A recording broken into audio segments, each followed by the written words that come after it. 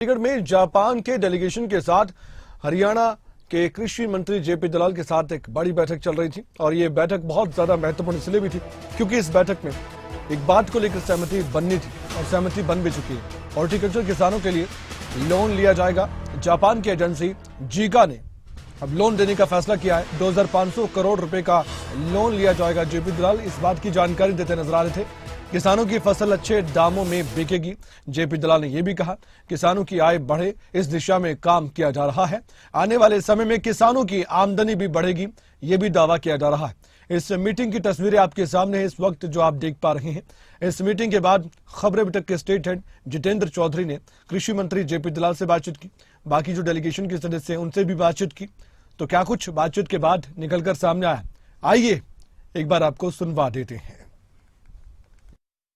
देखिए, पिछले लगभग एक साल से हमारी जापान गवर्नमेंट की एजेंसी है जीका, उससे बातचीत चल रही है और हम उनसे लंबी अवधि के लिए लोन लेने की कोशिश कर रहे हैं, जिससे कि जो हमारे किसान हैं वो फसलों का विविधीकरण करें, सब्जियों की फलों की खेती करें और उनके फार्म के पास ही जो है पैक हाउसेज बने, ग्रेडिंग, सॉर्टिंग, कोल्ड स्टोरेज, उनकी सुविधाएं आएँ और हमारा जो प्रोडक्ट है वो अंतर्राष्ट्रीय स्तर का हो और अंतर्राष्ट्रीय मार्केट के अंदर हमारा जो प्रोडक्ट है वो कम्पीट करे और किसानों की आमदनी बढ़े।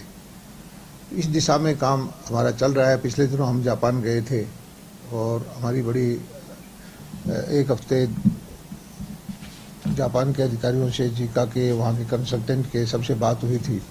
उसी के फॉलोअप में अब जापान का डेलीगेशन हमारे यहाँ आया है और टाइमलाइन हमने तय कर दी है कि 2500 करोड़ रुपए का लोन प्रोजेक्ट होगा। 1900 करोड़ रुपए जापान से लेंगे, 2 फेज में इसको बनवाएंगे और जनवरी तक हम कोशिश करेंगे कि ये जो भारत सरकार और जीका के बीच में एग्रीमेंट साइन हो जाए और अगले फाइनेंशियल ईयर में काम शुरू हो जाए।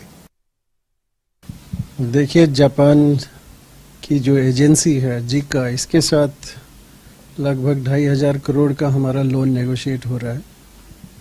मुख्य उद्देश्य इसका यह है कि क्रॉप डाइवर्सिफिकेशन हो। जैसे कि आप जानते हैं, पैडी से डाइवर्ट किया जाए किसानों को।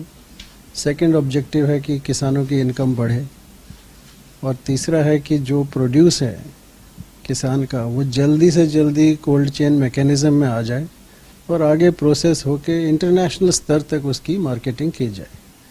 तो ये 3 मुख्य उद्देश्य है और चौथा हमारा ये है कि पानी की बचत, तो वो भी एक इसका प्रोजेक्ट का एक मुख्य हिस्सा है। We from Japan International Cooperation Agency, JICA, we come for the fact-finding mission for future cooperation with the Haryana state government, in particular Department of Horticulture. And our project aim to promote sustainable horticulture as well as the increase the farmers' income through the crop diversification activity.